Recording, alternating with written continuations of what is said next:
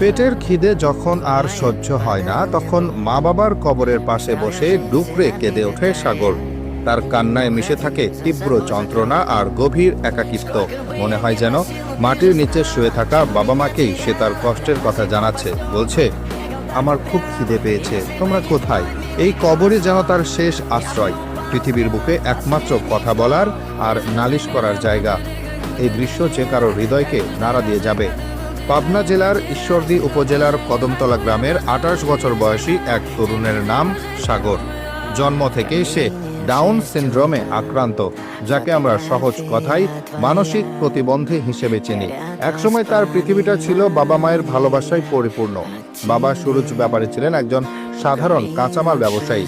মা ঝর্ণা খাতুন আর বাবাকে নিয়ে ছিল সাগরের ছোট্ট সুখের একটি সংসার। বাবা মায়ের